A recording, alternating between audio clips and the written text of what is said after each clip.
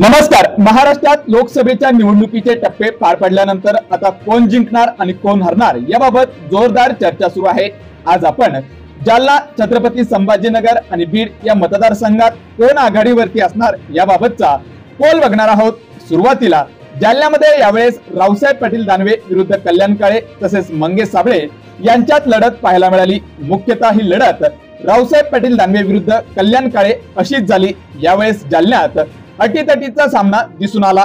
यावेळेची जालना लोकसभेची निवडणूक ही अत्यंत टफ असल्याची देखील चर्चा सुरू आहे, परंतु यावेळेस देखील जालन्यात रावसाहेब पाटील दानवे हेच आघाडीवर असणार आहे। त्यानंतर छत्रपती संभाजीनगर मध्ये यावेळेस तिरंगी लढत पाहायला मिळते आहे। यात उद्धव ठाकरे गटाचे चंद्रकांत खैरे, शिंदे गटाचे भुमरे आणि एमआयएम पक्षाचे इम्तियाज जलील यांच्यात हा सामना रंगताना दिसला आहे। मात्र यावेळेस छत्रपती संभाजीनगर मध्ये मुख्यतः सामना हा चंद्रकांत खैरे विरुद्ध इम्तियाज जलील यांच्यातच होणार असल्याची चर्चा छत्रपती संभाजीनगर जिल्ह्यात आहे। परंतु यावेळेस छत्रपती संभाजीनगर मध्ये उद्धव ठाकरे गटाचे चंद्रकांत खैरे हेच आघाडीवरती राहतील असा हा ओपिनियन पोलचा अंदाज आहे।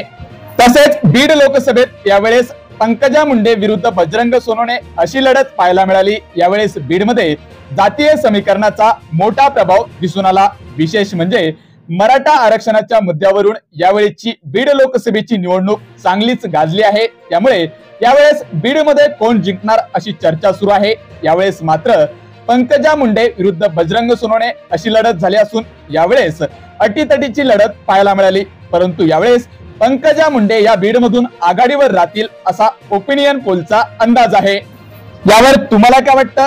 जालना, छत्रपती संभाजीनगर आणि बीड या लोकसभा मतदारसंघात कोण बाजी मारणार यावर तुमचं मत, तुमची प्रतिक्रिया कमेंट मध्ये नक्की सांगा आणि अशाच माहितीसाठी चॅनलला सबस्क्राईब नक्की करा।